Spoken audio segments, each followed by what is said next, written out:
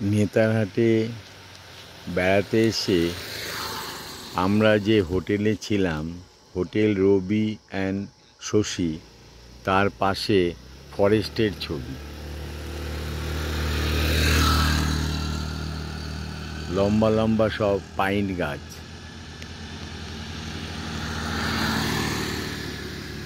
Pine গাছের ঘন জঙ্গল, পাইন গাছের ঘন জঙ্গল দেখে বোঝা যাচ্ছে যে নেতারহাট বেশ উঁচুতে অবস্থিত। কেন পাইন গাছ উঁচুতেই হয়, উঁচু পাহাড়ি অঞ্চলে হয়, উঁচু পাহাড়িয়া পার্বত্য অঞ্চলে হয়। এই পাইন গাছের বাগান সেটাই প্রমাণ দিচ্ছে যে নেতারহাট একটি পার্বত্য ট্যুরিস্ট স্পট। আমরা নিচে ছিলাম বেশ গরমে, আমরা হুগলি থেকে এসেছি।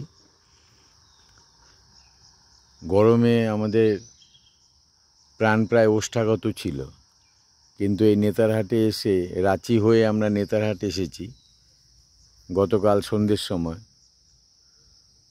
তা ওয়েদারটা খুব আরামদায়ক, ঠান্ডা ঠান্ডা ভাব, আর এই পাইনের জঙ্গল সেটাই প্রমাণ দিচ্ছে।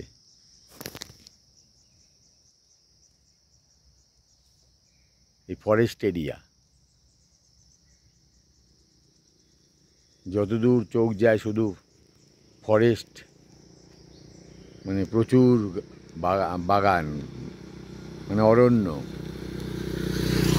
এগুলো সব ফরেস্টের এরিয়া। আর পাইন গাছগুলো দেখে বেশ ভালো লাগছে, সারি সারি সব লম্বা লম্বা পাইন গাছ। মনে হয় আকাশ ছুঁতে চলেছে, ওই গাছে পাইন ফলও হয়েছে।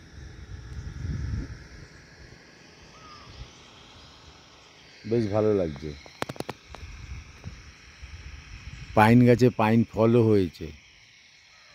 বেশ এই ফরেস্ট এরিয়া দেখতে বেশ ভালো লাগছে।